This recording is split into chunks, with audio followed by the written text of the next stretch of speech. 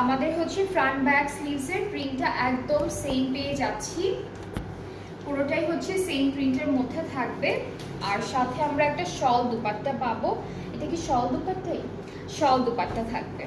সবগুলো একদম ডিজিটাল প্রিন্টের মধ্যে পাচ্ছি।